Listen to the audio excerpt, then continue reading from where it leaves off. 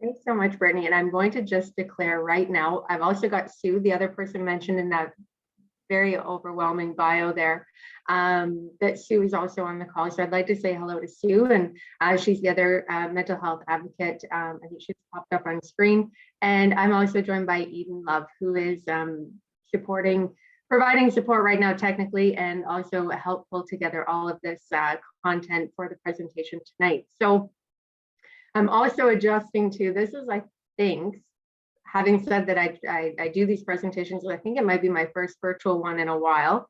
So I'm just adjusting to that. It's also 10 o'clock at night, 7 o'clock at night, and adjusting to some of these things. So I do have some slides on the screen, and I know I've got my camera here, so I need to look over here for you.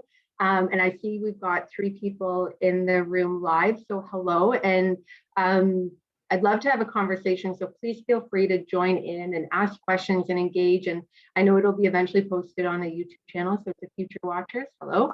And really tonight it's informal. You saw Brittany's email earlier about getting comfy. I hope you have tea. I hope you maybe even have wine. That's totally fine. Have a snack. I hope you're wearing comfy clothes, and just be open to a conversation and be curious, I would say, is the thing I would ask for here. So as Brittany said, my name's Emma. We'll go to the next slide, even if you don't mind.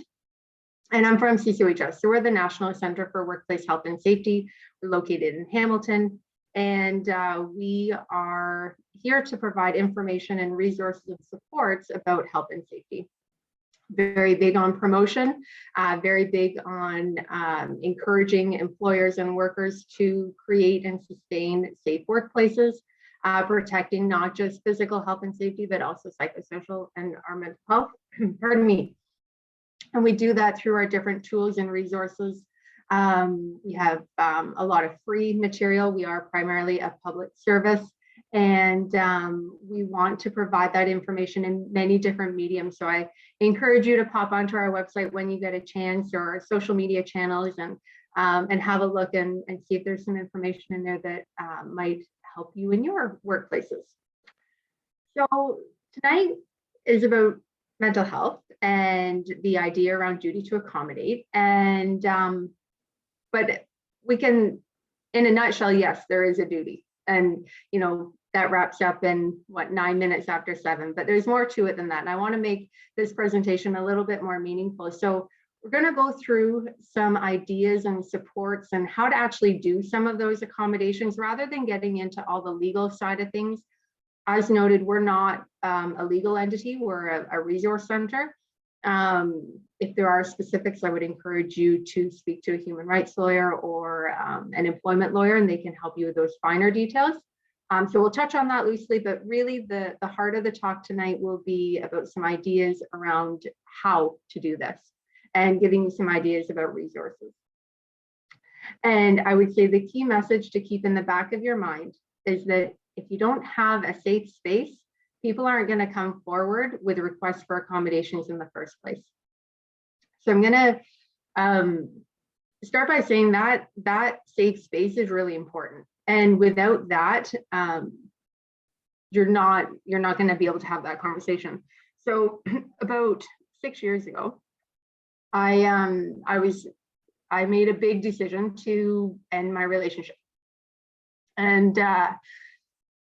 big breath. And I needed to still work, obviously. So it was pretty quiet for a couple of months. And then January hit, and it was pretty bad. And I'm like, and my doctor's like, I think you need to take some time off work. Okay. I'm like, but what am I going to do about work? And I remember the doctor again asking a couple of times, like, you should take time off work. You need to take a break. I'm like, oh, no, I can't. I'll be fine. I'm fine. You should take time off. Oh, I'm fine. I'm writing you off work. Okay. So the entire drive in, I was like, okay, I'm going to tell Renzo this. I'm going to still be able to do some work, and I'm still going to be able to get my work done. And all of these things. And I got there, big breath. I'm like, Renzo, I think the doctor thinks I need to take some time off. And he's like, okay. And it was like this huge weight off my shoulder. And he said, I want you to go get better. I want you to take care of yourself. And I want you to do what you need to do. And that permission was amazing. And that only came from a safe space, an accommodation. I didn't have a mental illness. I didn't have anything clinical. I just needed some support. And without that safe space to have that conversation, that wouldn't have happened.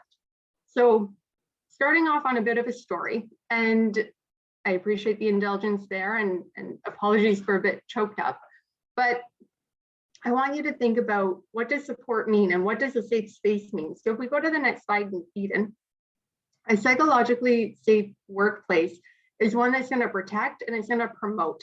And it's looking after the organization, but also the individual. So how do you look after that? And we do that by looking at these workplace factors.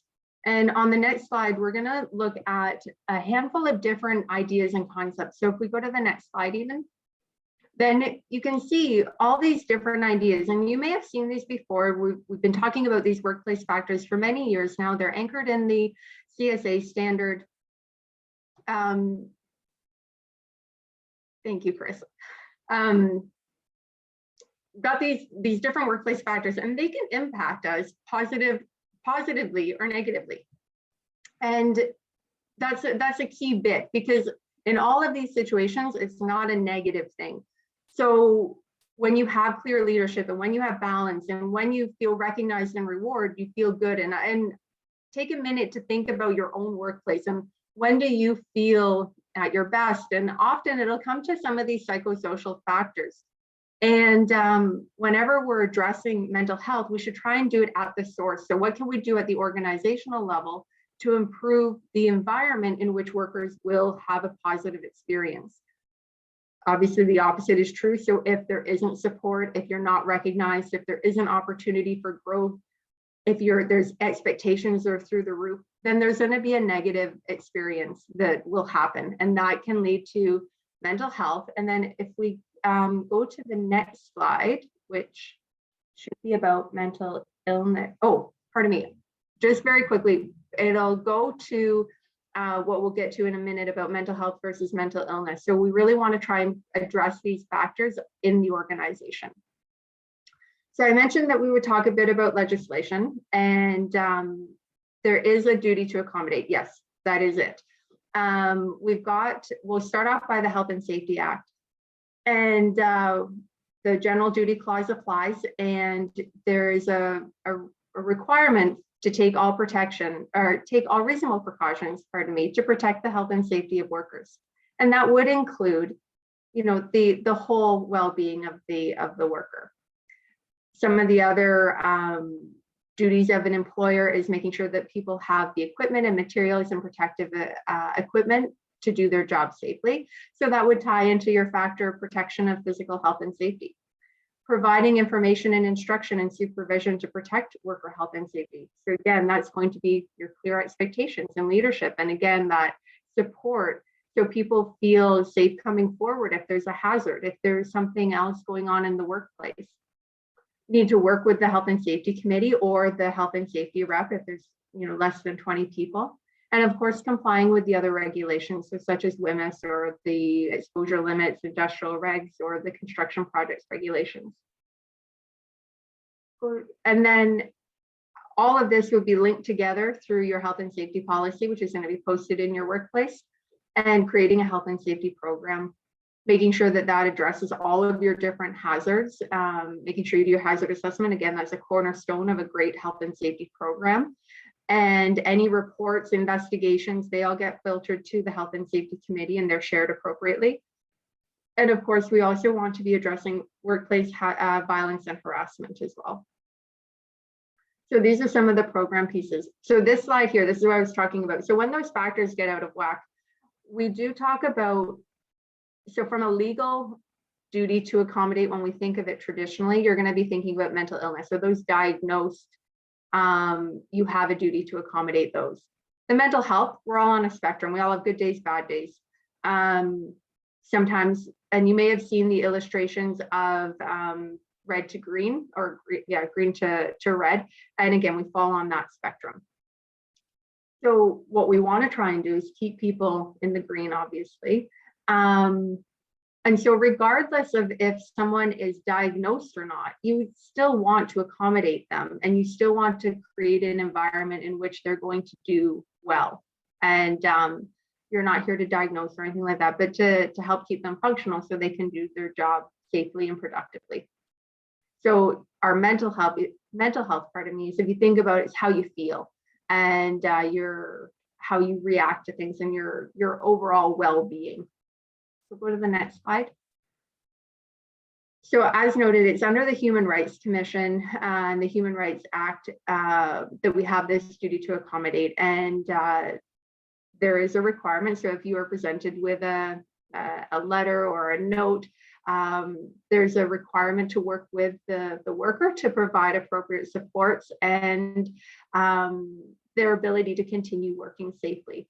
And it's a shared responsibility, and it's we work in hopefully in good faith. So if a worker says they need something, you trust that that's what they need, and you work collaboratively. And really, the limitation is unless undue hardship can be demonstrated. And again, we're not a legal entity, but from what we understand, that is a very hard thing to prove sometimes. So it's best to try and work with the worker as best as possible to put those supports in place. And sometimes these supports don't need to be costly or complicated.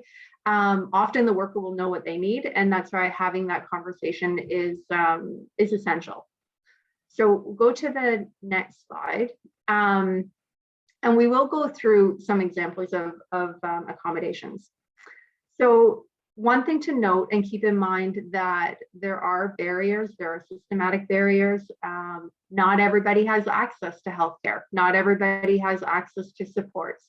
So keep that in mind of maybe some of your workers, what they may be struggling with, other things going on in their life, and work to eliminate those as much as possible and really avoid any type of discrimination.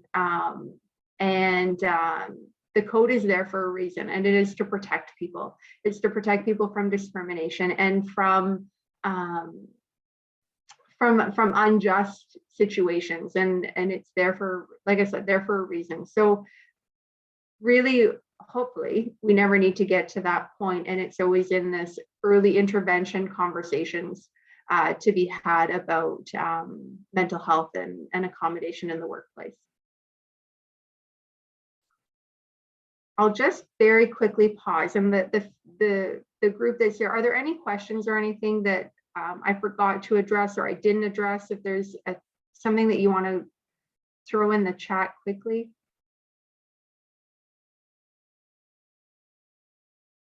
If you're formulating it, feel free to add it and we can look at it, or Sue and Eden can review it.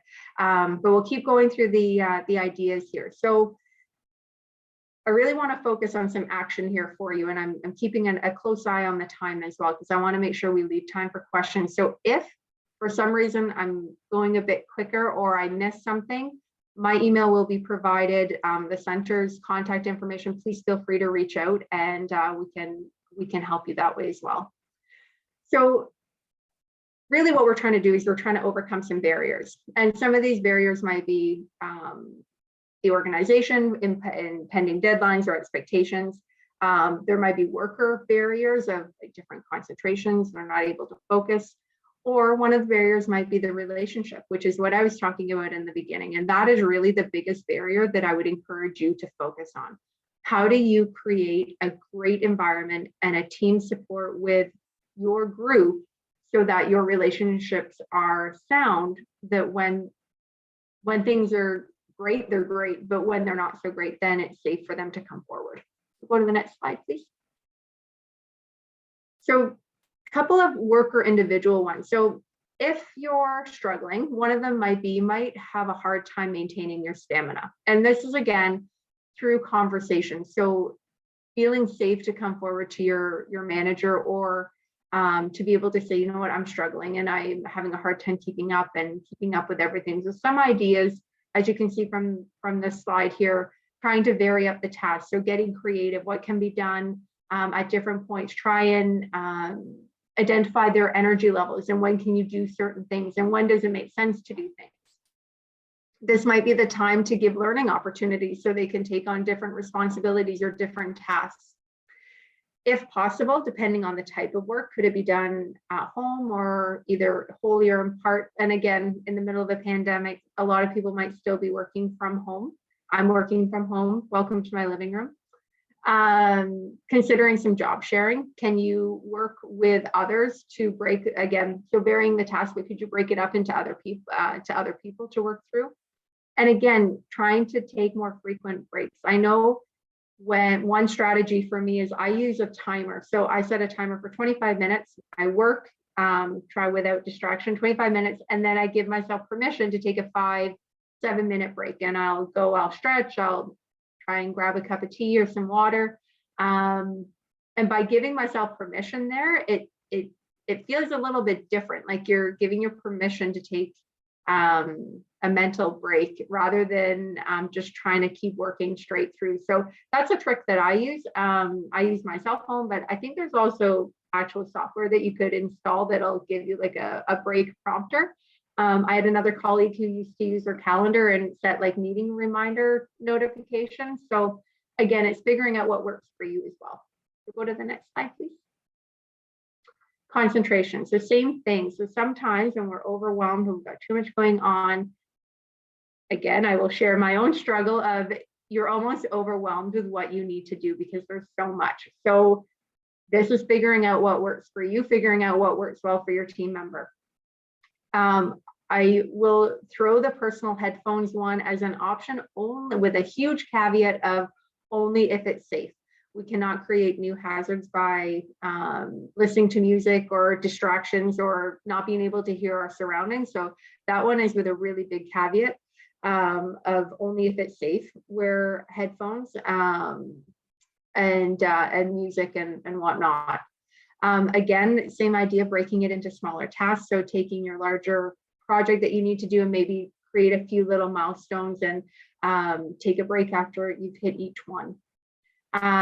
Concentration break, same as before. So again, that timer idea, and wherever possible, try and be in bright light. I'm fortunate that I have a couple of windows in my living room that I can sit next to.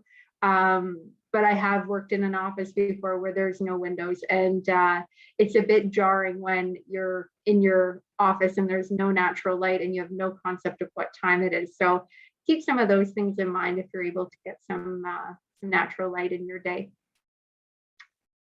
Again, when you're stressed, when you're overwhelmed, sometimes it can be hard to keep track of everything that you need to do. Again, I will share my own struggles with this sometimes, that when it becomes a bit much, you might need some additional aids. And so figuring out, again, what works for you. I'm a note writer. I tend to write everything down. I may never look at it again, but it gives me some type of weird peace to know that I have written it down. So if I ever did need it, that I do have it. So it's, again, maybe a bit of a psychological thing for myself, but I'm a writer. With permission, you could ask to record meetings.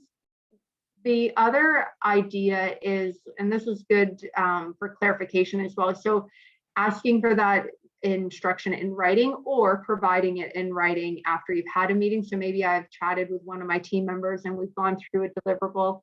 And actually, I'll give you a real example. I had a meeting with one of my team members on Tuesday, and I gave her a bit of an assignment of what I was looking for. And at the end, we kind of went all over. We went a couple of different directions and a couple of different dates were thrown out. And I sent an email afterwards and I just said, okay, I just want to make sure here's what I'm actually looking for Tuesday. Here's what I'm looking for Thursday, and broke it down for her. And that seemed to be appreciated. So that can be helpful as well, just to make sure that both parties understand what is expected of them. And sometimes it's needing a little bit more time, whether it to be to do the job, or if you're on a new activity, maybe you need a bit more time to successfully complete that.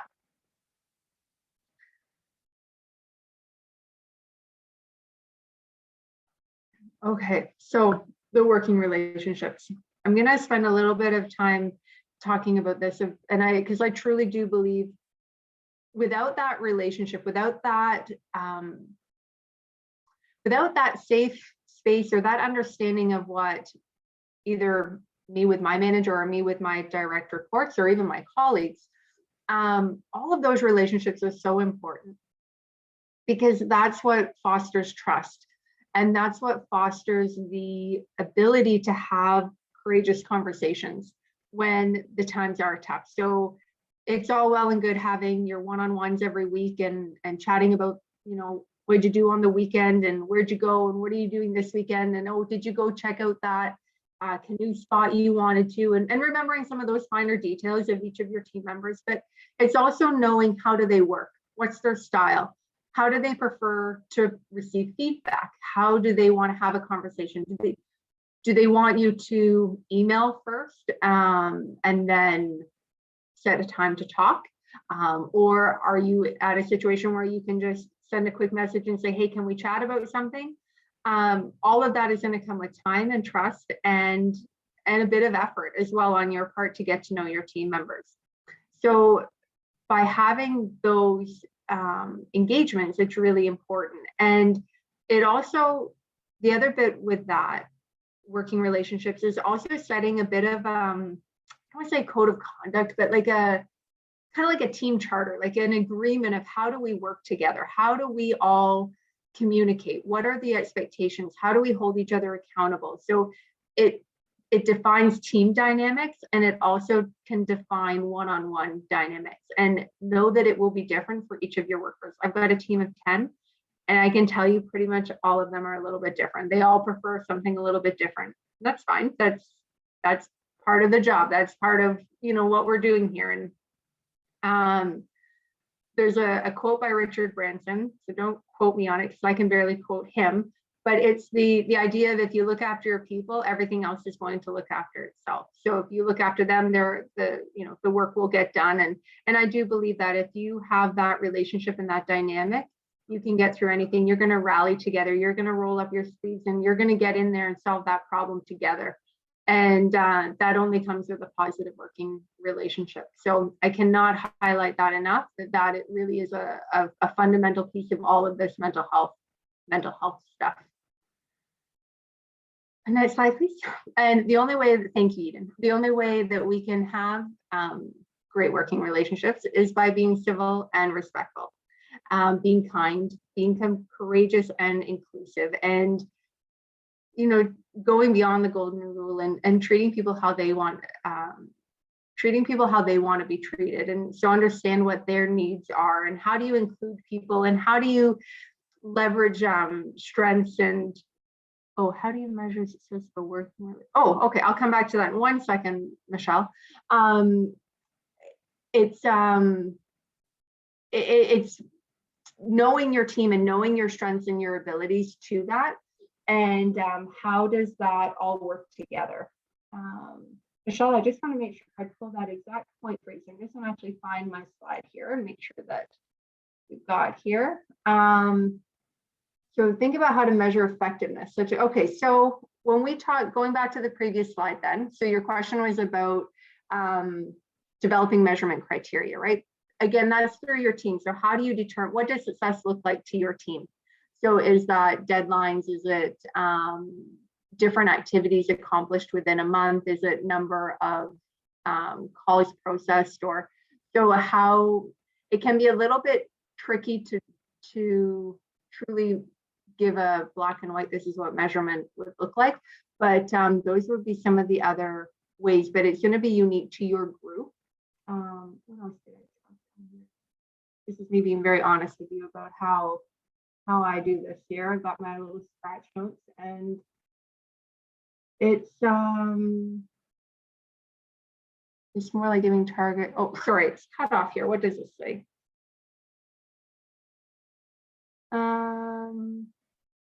Is it more like giving targets than the team? Oh, Michelle, can Michelle speak? Do we have the mics on? Michelle or Brittany can. Can you hear me okay? Hi, Michelle. Hi, how are you? I'm good. How are you? I'm good. I'm good. This is really good so far. I'm really enjoying this. Oh, good. just on the Sorry for the measurement tears. criteria, That's embarrassing. it's not measuring necessarily if the working relationship is a success. It's more measuring getting targets for your team to work towards together. Is that kind of what? Yeah, Okay. yes, exactly. So having that, yeah, knowing what you're working towards. So everyone has that clear goal, that clear expectations. What are we trying to achieve together as a team? Perfect. Thank you very much. That's awesome. You're welcome. And please, anybody else, if you want to chime in, absolutely, because I'd rather it be a conversation than me just talking. So all this to say, being civil and respectful really is important in the workplace. And I'll also say it's not just the saying hello, it's being respectful of people's time, being respectful of people's boundaries and what they might need as well. So that's an important bit. And again, as we don't know what anybody's going through, I blame a lot of things on the pandemic. Sue and Eden can attest to that. The pandemic has hit people in so many different ways. And the more we can offer a bit of grace to people, give people a bit of a chance, be open-minded, the better that we're going to continue to get through this together. Okay. So if we go to the next one, Eden, please. This idea of intentional noticing, and this again goes back to the relationship. If you don't know your team, how are you going to know if something isn't right? How do you know if they're not doing okay? So again, a brief example, because I want to be mindful of this time here as well. The idea that know your team. So I'm a fairly chatty person. And when I was going through some of that stuff, I was a bit more withdrawn and I wasn't myself. And Renzo noticed that and he was able to say, hey, what's going on? Are you okay? And that's where you start to know the differences in the behavior, the patterns, the activities. Do things happen at certain times? Does it always seem to, pardon me, happen, around report time or, oh, pardon me, could something else be going on that you want to have that conversation? So again, if you start to notice these things, speak up and talk to your team member or your colleague. And again, know that they might not say anything in the first time, but if you say, okay, that's fine. But then if you follow up and actually label what you've seen, they might be more apt to open up and share with you what's going on. Go to the next one, please. And when we do this, we're going to do it with a really big dose of empathy. And we're not going to try and trump their story. My cat is not blacker than yours. If you share with me, I'm not going to try and outdo you or I've got it worse or anything like that. So we're going to listen. We're going to, lean into it and be open and ask some basic questions, keep the complex ones for the therapist, but just, you can acknowledge that sounds tough and I'm sorry to hear that and offer support wherever you can. So try and be empathetic as much as possible. And most of all, just keep it simple. Be kind, be authentic, show compassion, and really try and build trust. So people will feel safe to come to you if they need to. And you don't need to be a counselor. You don't need to know what a mental illness is. You just need to know your team. You need to know when something might not be right. So to be an active listener, we're going to ask questions, these open-ended questions. Tell me more. You're going to repeat back what I heard was this. Did you mean this? Or could you clarify? Try and reduce the confusion. Try and keep it simple, keep it clean, and really be genuine. Try and create space. Lean into it. Give undivided attention in a time right now where it's very easy. And I will be honest, I am guilty of it. When the ping comes in of like, oh, there's a Teams message here and you're on a video call here, then you've got your email open here and you've got all these different noises. It can be tricky sometimes to try and stay focused on the matter at hand. So really do your best to try and minimize the distraction so you can be present in those conversations. When you have that conversation, it can be clunky. And I will tell you, I've had to have one. So it's very easy for me to sit here and give you all these theories of just do this and do that and lean in and be open. But actually having it, it is my first one I had earlier this year with one of my team members, and I noticed a slight change, and there's an edge forming. There was something. I couldn't put my finger on it, but there's something, which can sometimes be worse because you don't really know what you're labeling. But it was different. It wasn't how she normally was in our day-to-day interactions.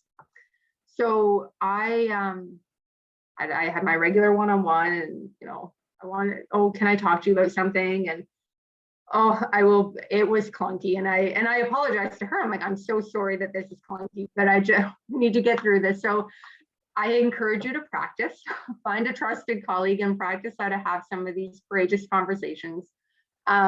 There's lots of role play, there's lots of resources, and we can share those of how to have those conversations. But you know what, at the end of the day, just have it. And as long as you're coming from a good place, it should work out properly, and it should work out for the positive. So I will full on acknowledge that it can be clunky, and it can be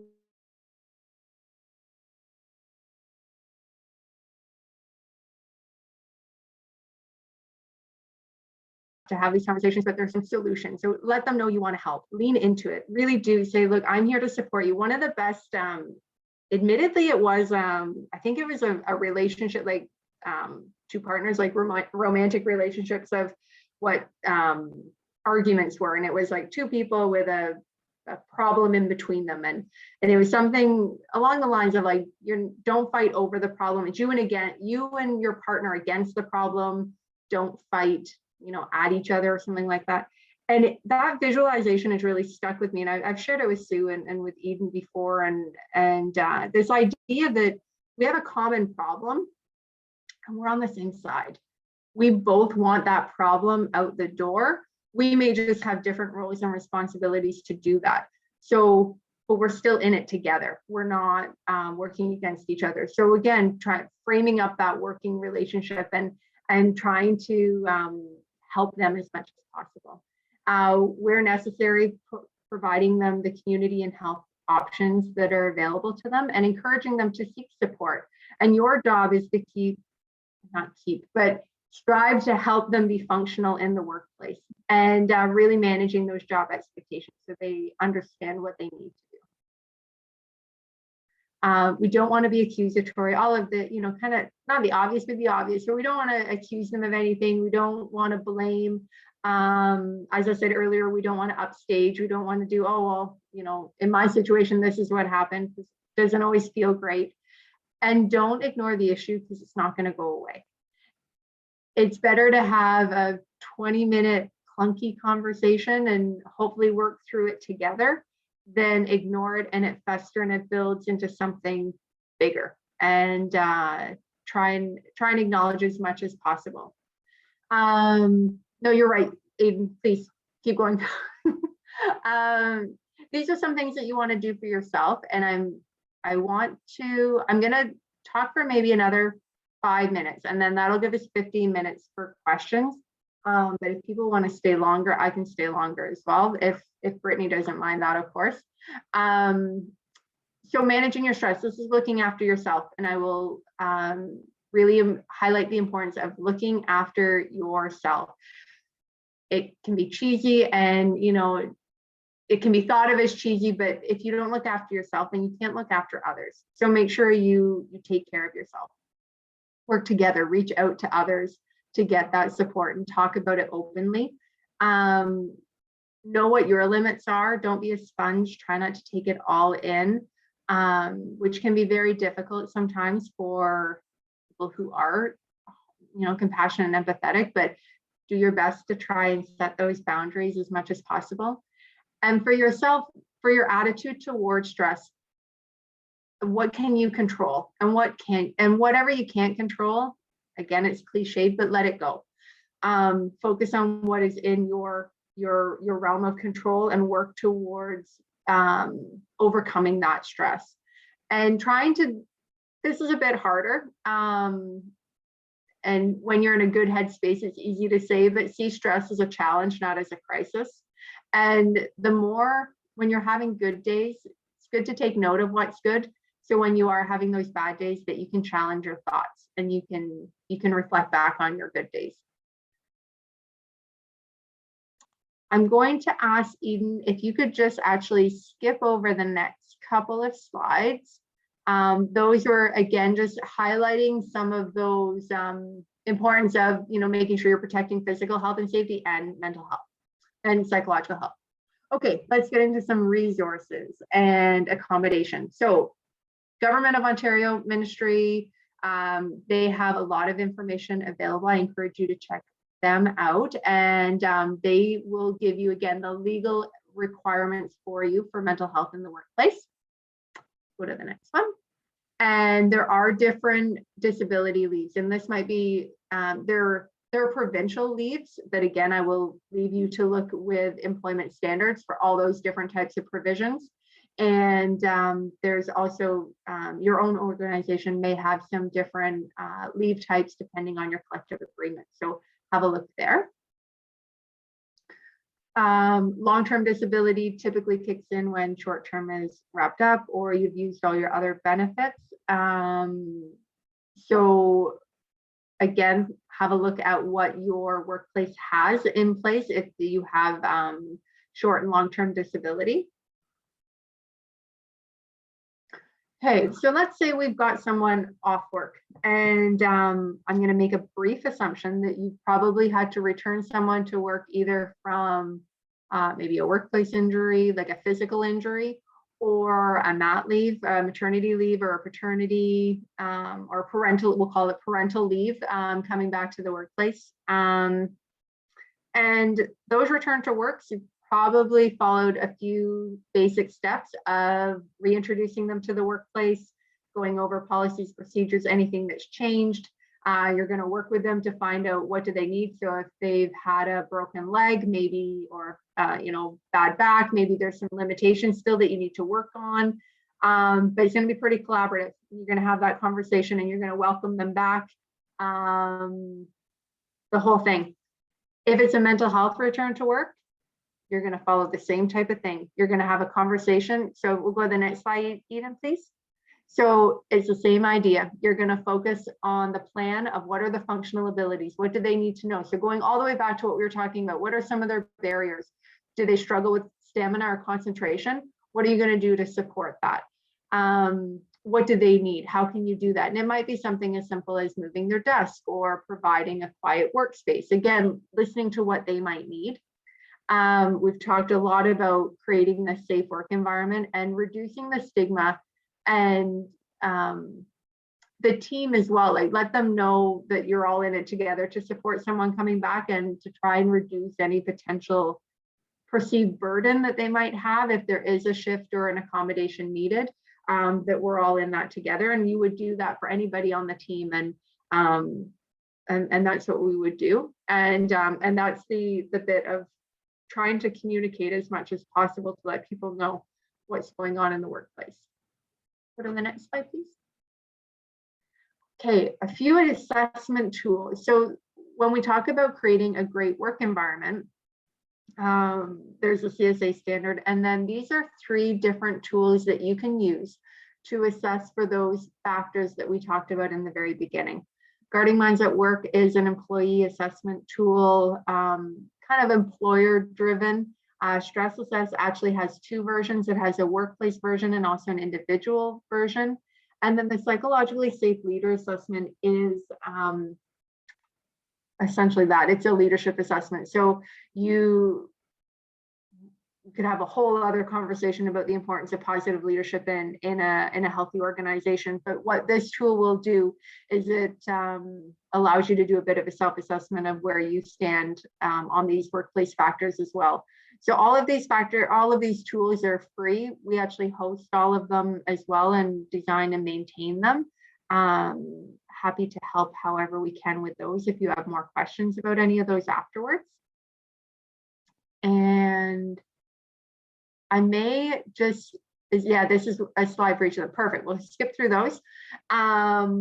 We've got the national resources, so the legislation here, we've got the Human Rights Act, all of that, and we've got some other resources from the Government of Canada, and we have some materials on our website, which Sue will share, and I believe are in your handout as well. Go to the next one. This is very exciting, a bit of a shameless plug. We just launched an app, but this one is specific. All of our COVID information is in one spot, and I don't want to, yeah, all that, it's available on the Apple Store. Google is coming soon. And I think that might be everything.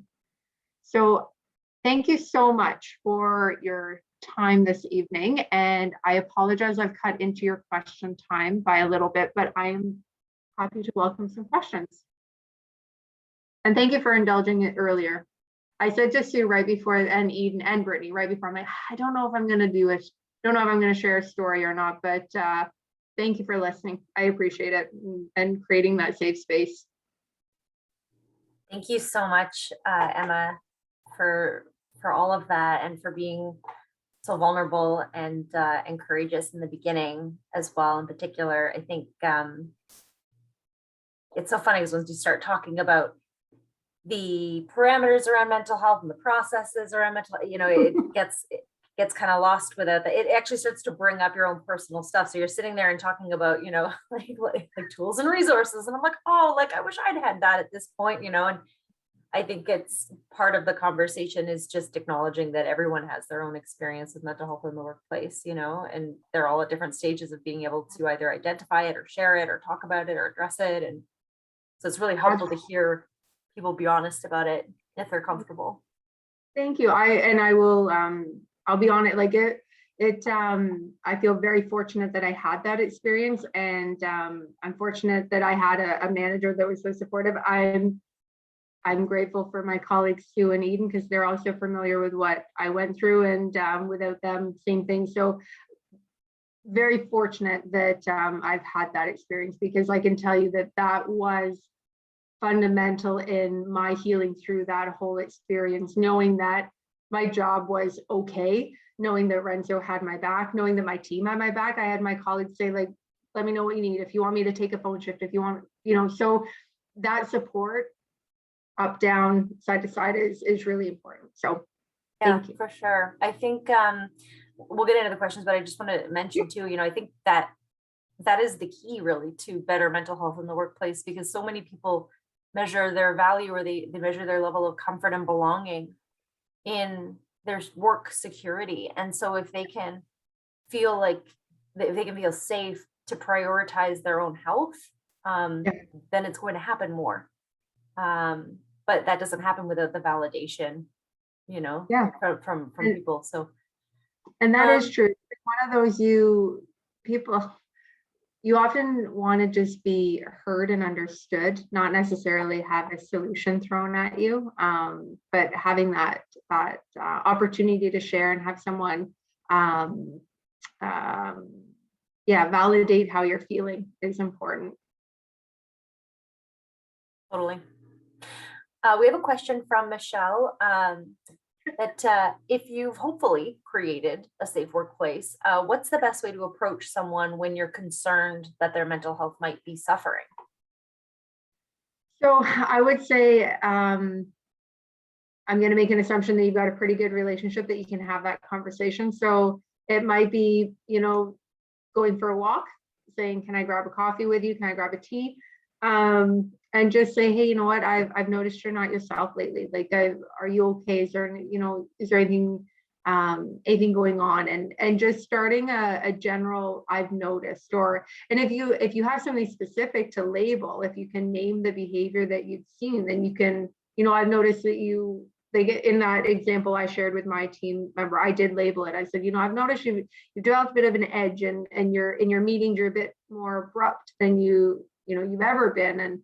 And she didn't realize she'd been doing it. And then we had that conversation. I'm like, okay, well, just, that's how it could be. And if there's something more, let's talk about it. And So that's how I would approach it, with just that open curiosity in a safe space for them. So and following their lead, and if they're not ready to talk about it, say, okay, I respect that. And maybe you can say, like, if you're worried about their well-being, it might be okay, well, I'm going to check in on you in a little bit, I'm going to follow up with you, if you get a sense from that interaction that you need to do that. So I hope that helps.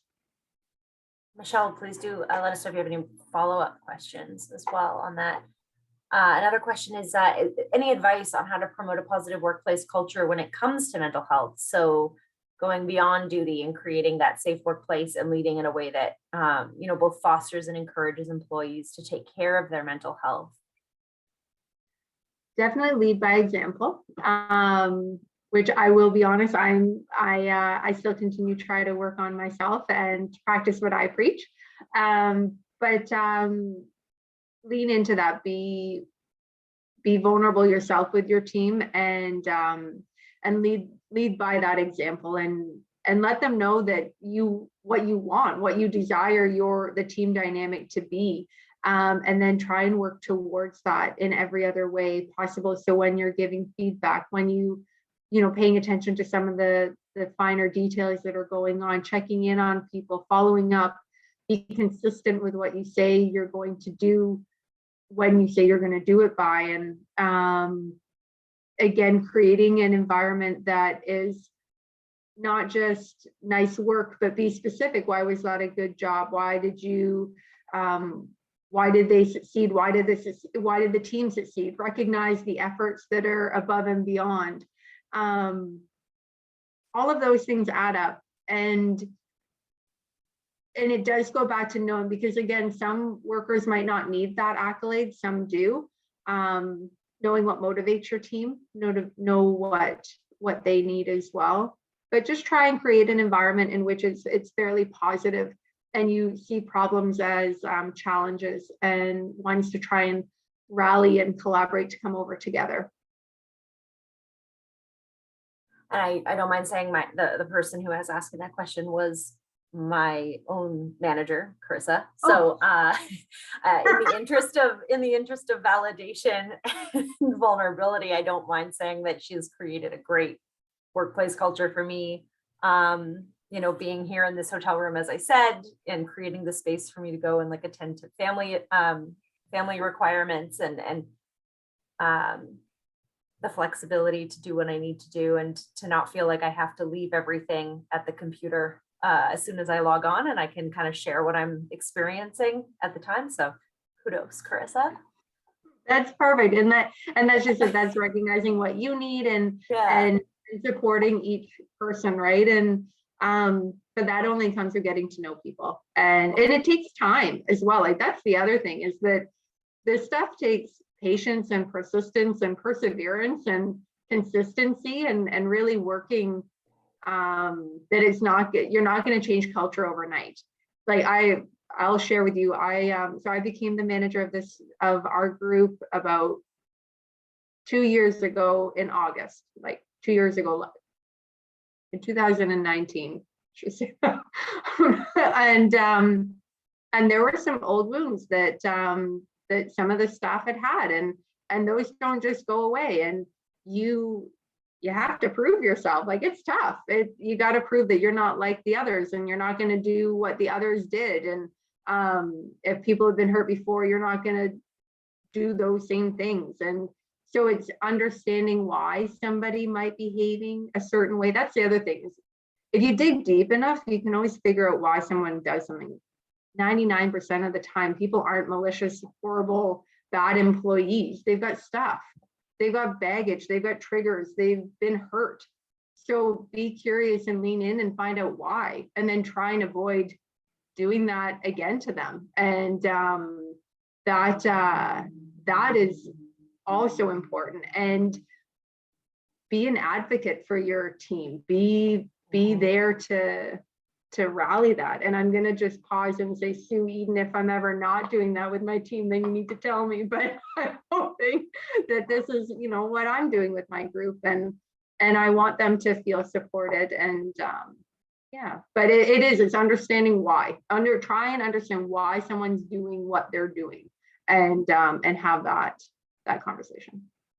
I want to just kind of hear what you have to say about this too, but it's also, I think it could be so intimidating, the idea of opening the conversation to mental health in the workplace, especially when there's like a power imbalance as well. And Yep. for me, I think the key in my experience, sorry, Carissa, with Carissa, has been that you don't have to necessarily always use the right lingo or assume a certain tone to be real about the importance of mental health in the workplace. So, something that Carissa likes to say to me is like, do what you got to do, and it's like, it's very her and it's very open-ended, but it also creates like a really candid sense of safety for me to do what I feel like I need to do at the time, and it doesn't have to necessarily be an uncomfortable and very serious conversation. It's just like, you can be yourself and still create space for your employees, Yeah, I love that. And that is true. And that, again, is an example of her knowing you, of what you need. And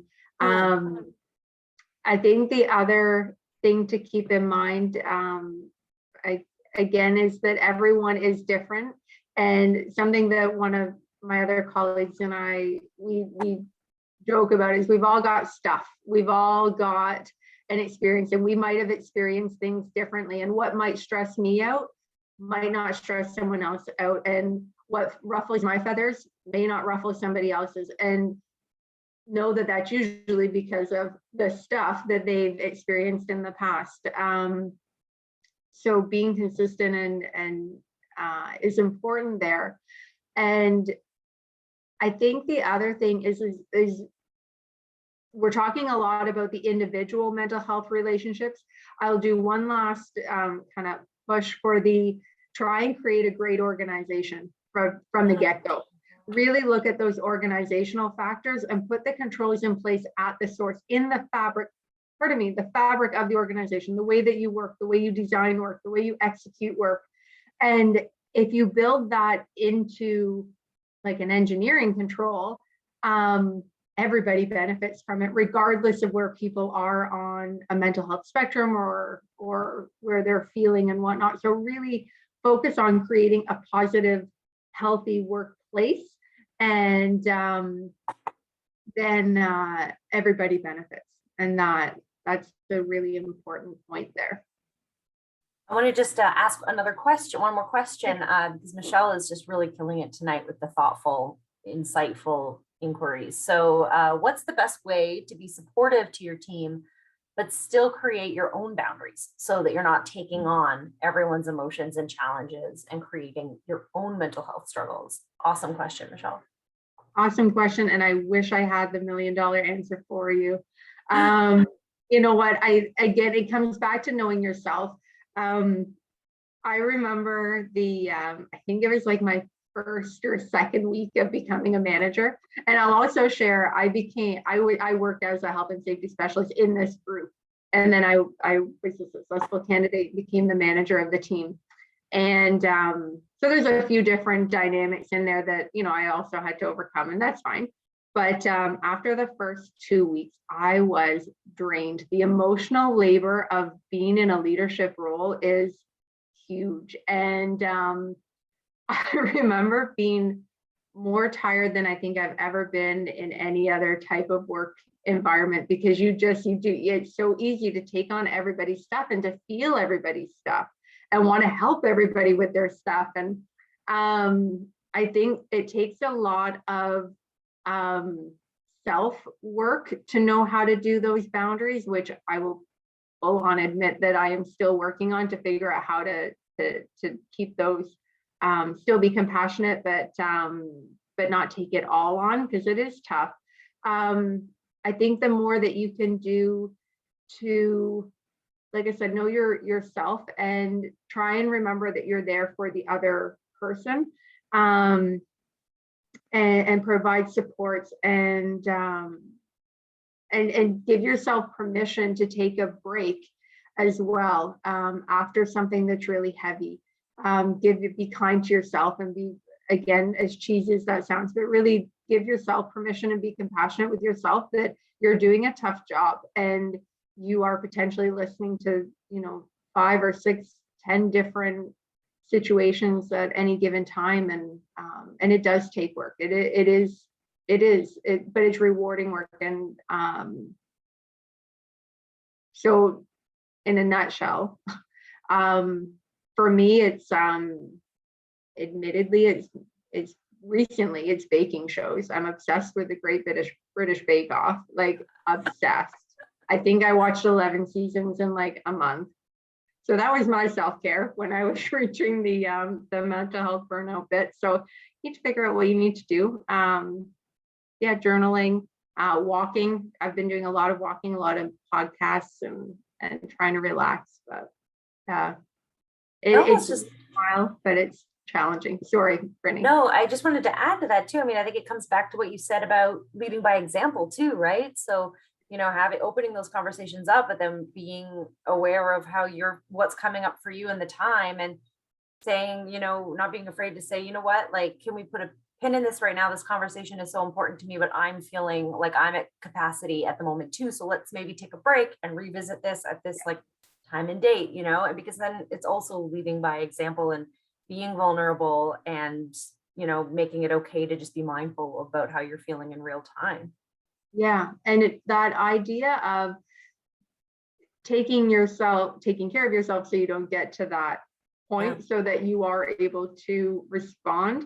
But yeah, being honest and saying, you know what, I want to be able to give you full attention on this. Can I have 10 minutes? Can I have whatever it might be, and set that time, intentional time. And again, you're giving your permission for that. I think that's all our questions for tonight. Thank you again, Emma, so much. This was just such a beautiful presentation. And people think CCOHS, I don't think they think that it's going to be like such an emotional, enlightening roller coaster. You're welcome.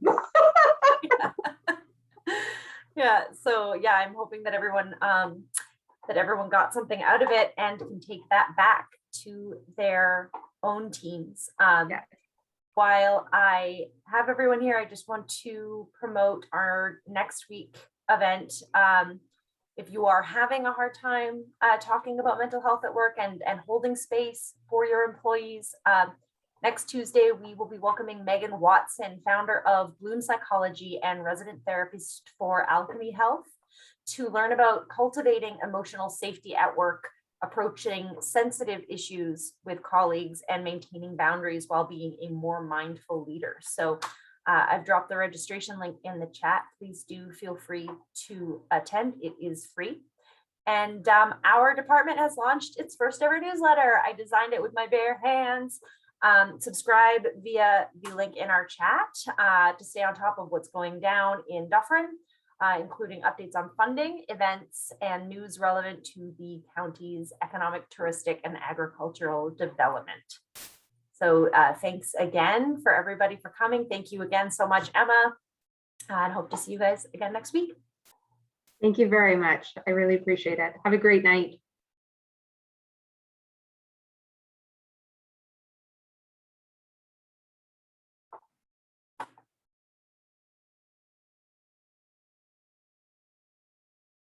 We'll exit out.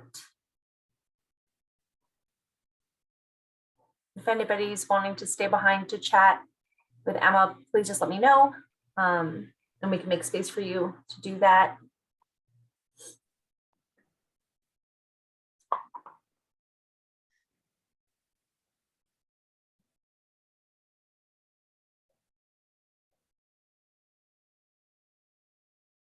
Okay, cool. I think that's it. Great job. Can't believe you were nervous. I always get nervous. Are there 2 more participants waiting? They are, but I think they probably just have their cameras on. I just don't want to remove them.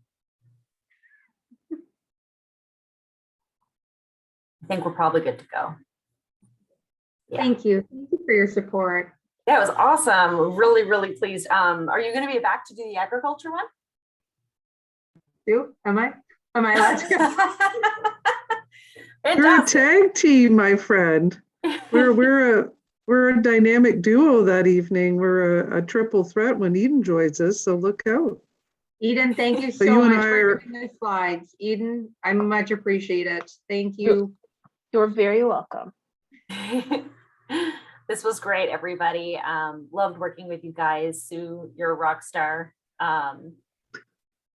Thank you for putting up with I feel like I've been like kind of like just very like, here's a bunch of stuff lately just because I've been traveling. So I appreciate your It's all grace good. always.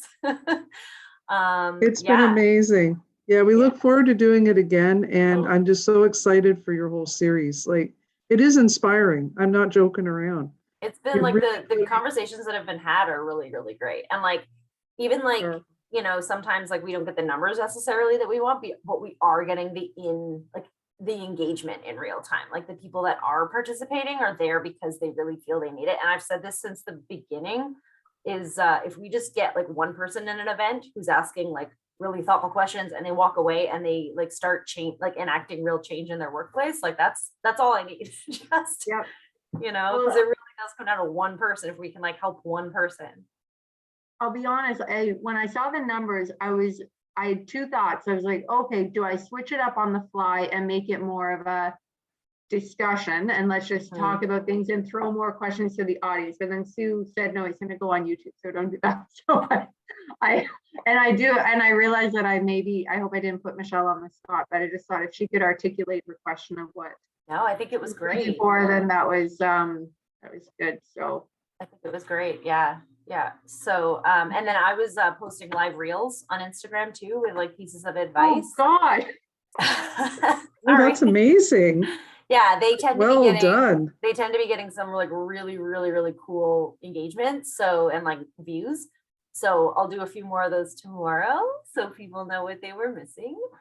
Oh gosh. And Emma, please do feel free to come to our event next week. We'd love to have you. I think Megan's a super, like, she's an Instagram mental health influencer, and I was following her before we thought up this series. So I'm starstruck and super excited to have her. Oh, So, I love yeah, it. both you Yeah, of guys, course, I'd please love do. to.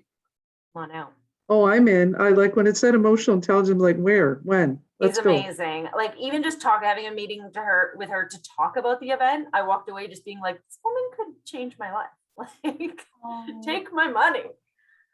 Okay, yeah, I would love to come. Yeah. Okay. Awesome. Well, thanks again, guys. And let me know if there's anything that you need from me in the upcoming days for promotion and stuff like that. And otherwise, we'll see you in November. Thank Thanks, you. Brittany. Thank you again. Thanks, Eden. Bye. Bye. Bye-bye.